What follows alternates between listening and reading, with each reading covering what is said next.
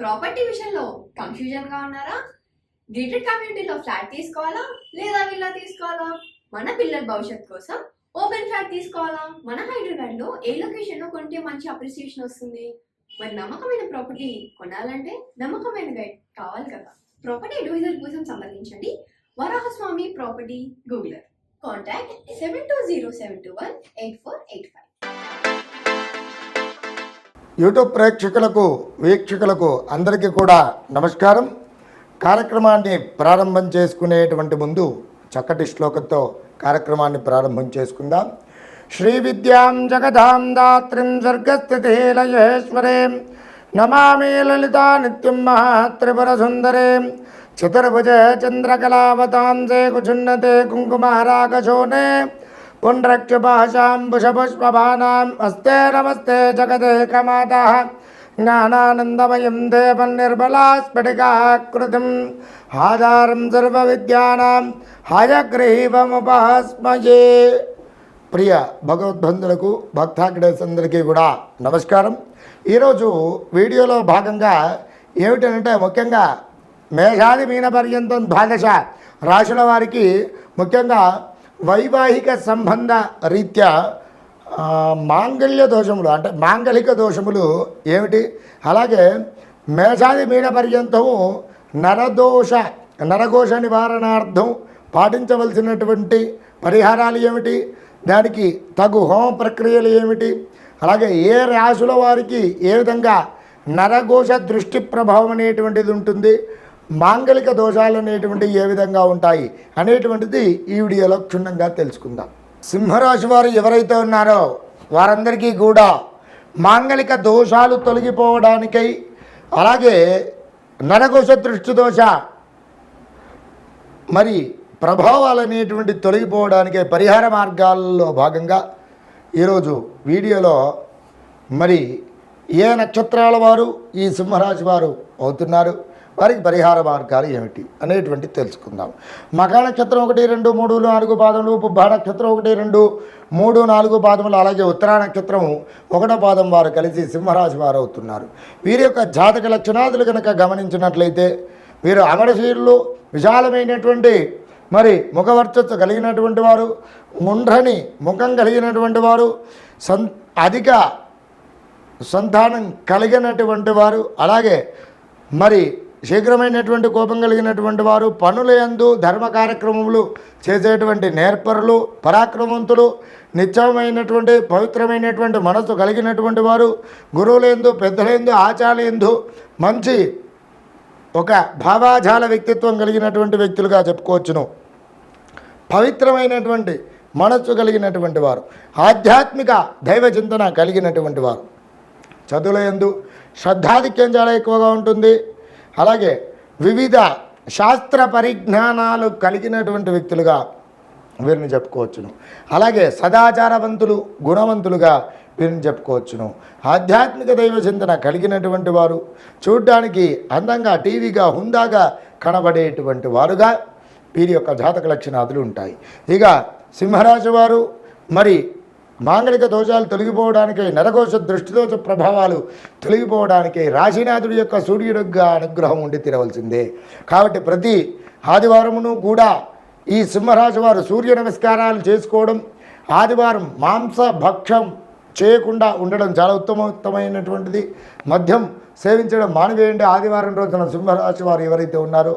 అలాగే ఇక ఆదివారం రోజున గోధుమలతో కూడినటువంటి ప్రసాదం ఏదైనా సూర్యనారాయణ స్వామి వారి యొక్క క్షేత్రంలో ఏదైనా దేవాలయ ప్రాంగణంలో కానివ్వండి చక్కగా భక్తులకందరికీ కూడా పంచండి.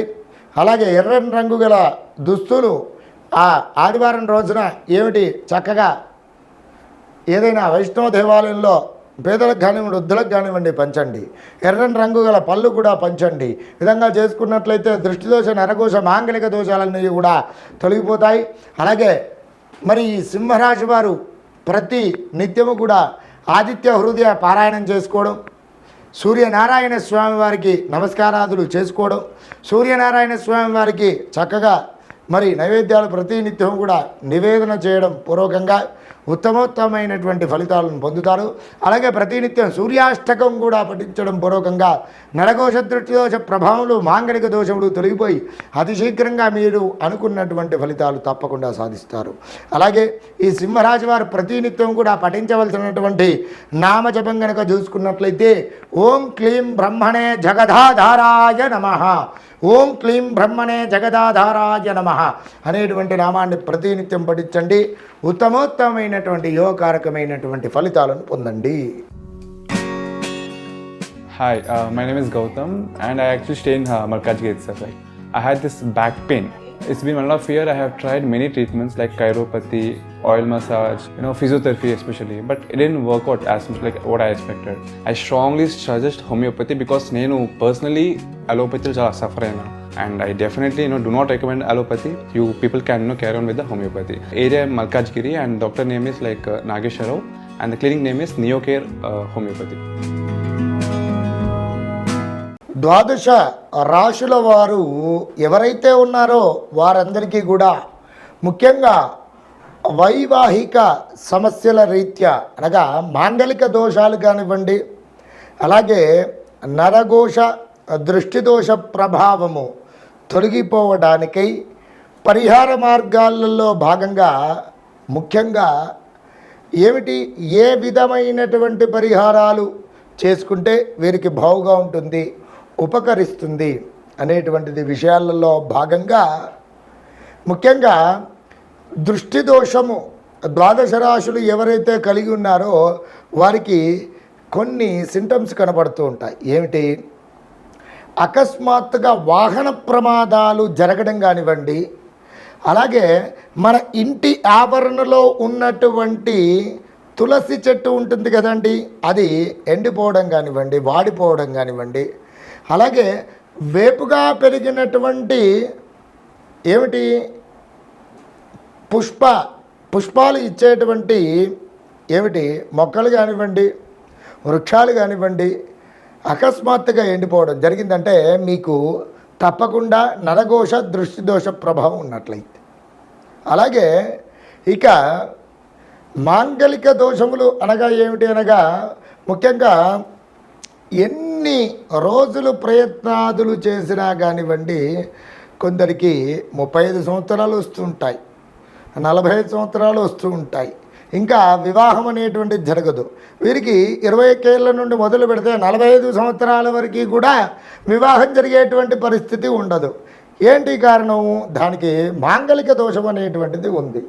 అంటే ముఖ్యంగా ఏమిటనంటే దీనికి ముఖ్యంగా వివాహం జరగడానికై కొన్ని గ్రహాలు అనేటువంటిది మనకు చాలా యోగకారకంగా ఉండాలి. ఏమిటి అవి, కుజ గురు శుక్రులు. వీరు శుభంగా ఉన్నట్లయితే మనకు తప్పకుండా ఏమిటి అనుకున్నటువంటి సమయంలో సత్వరంగా వివాహం అనేటువంటిది జరుగుతుంది. అయితే ముఖ్యంగా మాంగళిక దోషాలు ఏర్పడడానికి కారణం ఏమిటి అనగా ఒకటి కుజ దోషము. అంటే ఈయనను ఏమిటి కుజుడు, అంగారకుడు, మంగళుడు అని చెప్పి పిలుస్తారు. అయితే మనం యొక్క భర్త చాట్లో కనుక చూసుకున్నట్లయితే 1, 2, 4, 7, 8, 10, 12 స్థానాలలో కుజుడు ఉన్నట్లయితే కుజదోషం ఏర్పడుతుంది. ఈ విధంగా ఉన్నట్లయితే కుజుడు యొక్క ప్రభావం పూర్వకంగా ఆలస్య వివాహం కానీ లేదా ద్వికళత్ర యోగం కానివ్వండి, ద్విపత్ని యోగం కానీ కలిగేటువంటి సూచనలు ఉన్నాయి. అలాగే శుక్రుడు కూడా నేను చెప్పినటువంటి ఈ స్థానాలలో శుభక్షేత్రాలలో కనుక ఉన్నట్లయితే శుక్రుడు యోగకారకంగా ఉంటాడు. లేదు నేను చెప్పినటువంటి ఈ స్థానాలలో కనుక ఉన్నట్లయితే మరి శుక్రుడి యొక్క దోషం కూడా ఏర్పడి మాంగళిక దోషాలు, ఆలస్య వివాహము, అన్యోన్య దాంపత్యత అనేటువంటిది లోపించడము, సంతాన సౌఖ్యత అనేటువంటిది లభించకపోవడం అనేటువంటివి జరిగేటువంటి సూచనలు చాలా ఎక్కువగా ఉన్నాయి. అలాగే గురువు కూడా మనకు శుభక్షేత్రాలలో ఏమిటి మూల త్రికోణ స్థానాలలో గనక ఉన్నట్లయితే అనగా 1, 5, 9 స్థానాలలో గురువు గనక యోగకారకంగా ఉన్నట్లయితే మీకు తప్పకుండా ఈ మాంగళిక దోషాలు అనేటువంటివి ఏర్పడవు.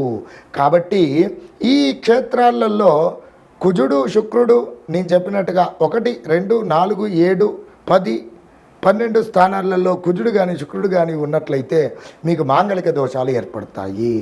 అలాగే గురువు 1, 5, 9 మూల త్రికోణాలలో కనుక ఉన్నట్లయితే గురువు యొక్క బలం మీకు చాలా మెండుగా ఉంటుంది. కాబట్టి మరి ఈ మాంగళిక దోషాలు అలాగే నరఘోష దృష్టిదోష ప్రభావము తొలగిపోవడానికై పరిహార మార్గాలలో భాగంగా ముఖ్యంగా మాంగళిక దోషాలు తొలగిపోవడానికై ద్వాదశ రాశుల వారు అందరూ కూడా చక్కగా ఆచరించవలసినటువంటి ప్రక్రియ ఏమిటి అనగా ప్రతి మంగళ శనివారములను కూడా చక్కగా కుజుడి యొక్క ఆరాధన చేయండి. అలాగే కుజగ్రహానికి ప్రీతికరమైనటువంటి కందులు మంగళవారం రోజున కేజింబావు ఎర్రని రంగు గల వస్త్రంతో దానం చేయండి. కుజగ్రహానికి ఆవు నేతితో ఎర్ర ఒత్తితో దీపారాధన చేయండి. ఎర్ర మాందార పూలు కానివ్వండి, ఎర్ర గులాబీ పూలు కానివ్వండి, కుజుడికి కందులతో అష్టోత్తర శతనామ పూజ చేపించి చక్కగా ధూపదీప నైవేద్యములు నివేదన చేసి ఆ రోజు బ్రాహ్మణ యొక్క ఆశీర్వచనం తీసుకోండి. అలాగే ముత్తైదువులు కానివ్వండి, దంపతుల యొక్క ఆశీర్వచనం కానీ తీసుకోండి. ఈ విధంగా చేసుకున్నట్లయితే మాంగళిక దోషములు అన్నీ కూడా సంపూర్ణంగా తొలగిపోతాయి. అలాగే శనివారం రోజున తప్పకుండా సుబ్రహ్మణ్యేశ్వర స్వామి వారికి చక్కగా అభిషేకం చేసి గంధ పుష్పాక్షలతో అలంకరణ చేసి ఎర్రని రంగు గల పుష్పాలు స్వామివారికి అర్చించి ఎర్రని రంగు ఒత్తితో ఆవు నేతితో దీపారాధన చేసి చక్కగా ఏమిటి రాహుకు కేతువుకు ప్రీతికరమైనటువంటి అక్కడ సుబ్రహ్మణ్యేశ్వర స్వామి జంట నాగుల రూపంలో ఉంటారు కదా, మరి మినుములు అలాగే ఉలవలతో కూడినటువంటి ఈ గింజలు ఏవైతే ఉన్నాయో అక్కడ సుబ్రహ్మణ్యేశ్వర స్వామికి రాహుగ్రహ కేతుగ్రహ అష్టోత్తరం చెప్పుకుంటూ చక్కగా ఆ ధాన్యంతో అష్టోత్తరం చేయండి. ధూపదీప నైవేద్యం నివేదన చేయండి. ఈ విధంగా చేసుకున్నట్లయితే తప్పకుండా మాంగళిక దోషములు నెరవేరుతాయి. తప్పకుండా తొలగిపోయి మీ యొక్క అభిష్టం నెరవేరుతుంది. అలాగే దుర్గాపరాశక్తి అమ్మవారికి ఏమిటి శుక్రవారం రోజున కానివ్వండి, ఆదివారం రోజున కానివ్వండి, మంగళవారం రోజున కానివ్వండి చక్కగా కుంకుమార్చన చేపించండి. ఆ కుంకుమార్చన చేసినటువంటి కుంకుమ ఏదైతే ఉంటుందో అది ప్రతినిత్యము కూడా నుదుట ధరించండి. ఈ విధంగా చేసుకోవడం వలన మాంగళిక దోషాలన్నీ కూడా తొలగిపోతాయి. మీ యొక్క సమస్యలు పూర్తిగా తొలగిపోవడానికి మరి అవకాశాలు చాలా ఎక్కువగా ఉన్నాయి. అలాగే ముఖ్యంగా ఇక మాంగళిక దోషాలు తొలగిపోవడానికై కుక్కీ సుబ్రహ్మణ్యం కానివ్వండి, శ్రీకాళహస్తి కానివ్వండి, మరి వెళ్ళి అక్కడ ఒకసారి కాలసర్ప దోష నివారణ పూజ చేయించుకోవడం కానివ్వండి, అలాగే మరి సుబ్రహ్మణ్యేశ్వర స్వామి ఆరాధన చేసుకోవడం కానివ్వండి. ఈ విధంగా చేసుకోవడం వల్ల పూర్వకంగా మంచి ఉత్తమోత్తమైనటువంటి యోగకారకమైనటువంటి ఫలితాలు పొందుతాయి. అలాగే మోపీదేవి యొక్క క్షేత్ర సందర్శనం చేసుకోవడం, అక్కడ స్వామివారి యొక్క ఆరాధన చేసుకోవడం పూర్వకంగా ఉత్తమోత్తమైనటువంటి ఫలితాలను తప్పకుండా పొందుతారు. అలాగే మాంగళిక దోషాలు తొలగిపోవడానికై అంగారగ్రహ యొక్క మూలమంత్ర హవనము, సర్పసూక్త మూలమంత్ర హవనము కనుక హోమము ఈ ప్రక్రియలు జరిపించి వాటికి తగు రీత్యా దశాంశ క్షీరతర్పణములు చేయించినట్లయితే ఉత్తమోత్తమైనటువంటి యోగకారకమైనటువంటి ఫలితములను తప్పకుండా మీరు అనుభవిస్తారు.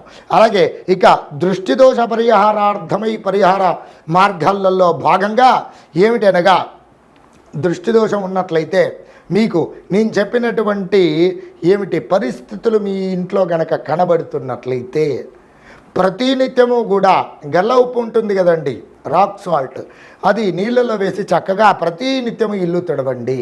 అలాగే ప్రతినిత్యము కూడా ఇంట్లో ఒక 41 రోజుల పాటును కూడా ఇంట్లో పచ్చకర్పూరంతో ధూపం వేయండి. అలాగే 41 రోజుల పాటును కూడా ప్రతినిత్యం మీ ఇంటి యొక్క గుమ్మం దగ్గర 2 నిమ్మకాయలు కోసి చక్కగా ఒకటి పసుపులో ఒకటి కుంకుమలో అద్ది ఆ గడపకు అనగా గుమ్మానికి అటువైపు ఇటువైపు ఒకటి చక్కగా పెట్టండి. అలాగే ప్రతినిత్యం తెల్లవాలు భారీగా ఇలా వేస్తూ ఉండండి. ఈ విధంగా చేసినట్లయితే దృష్టిదోష ప్రభావాలు తొలగిపోతాయి. అలాగే దృష్టిదోష ప్రభావం ఇంకా పూర్తిగా తొలగిపోవడానికి ప్రతినిత్యము కూడా లక్ష్మీ నరసింహస్వామి వారి యొక్క మూలమంత్రాన్ని జపించండి. అలాగే మీకు వసతి ఉన్నట్లయితే ఇంట్లో ఉగ్ర నరసింహస్వామి వారి యొక్క మూలమంత్ర హోమం ఒకసారి చేపించండి. ఈ విధంగా చేపించినట్లయితే సమస్త నరఘోష, దృష్టిదోష, శత్రుబాధ అన్నీ కూడా నివారణ అవుతాయి. అలాగే దీంతో పాటుగా ప్రతి నిత్యము కూడా 41 రోజుల పాటును కూడా ఆంజనేయ స్వామి వారి యొక్క మూలమంత్ర పఠనం చేయండి. వీలైతే సుందరకాండ పారాయణం చేయండి. అలాగే హోమము కనుక చేయించదలుచుకున్నట్లయితే ఆంజనేయ స్వామి వారి యొక్క ఉత్సవమూర్తికి చక్కగా అభిషేకం అనేటువంటిది నిర్వహించి చక్కగా అష్టోత్తర మరి నాగవల్లి పత్రయుక్త అనగా ఏమిటి తమలపాకులతో 108 తమలపాకులు స్వామివారికి అష్టోత్తరం అనేటువంటిది చేయించి మరి స్వామివారి యొక్క మూలమంత్ర హోమం అనేటువంటిది చేయించి బ్రాహ్మణ భోజనము గనక ఆ రోజున చేయించినట్లయితే మీకు సమస్త శత్రుబాధలు కానివ్వండి, రుణబాధలు కానివ్వండి, నరఘోష దృష్టిదోష ప్రభావం కానివ్వండి, మరి వీటి రీత్యా మీకు తగు ఉపశమనం వెంటనే లభిస్తుంది. ఈ విధంగా చేసుకోండి.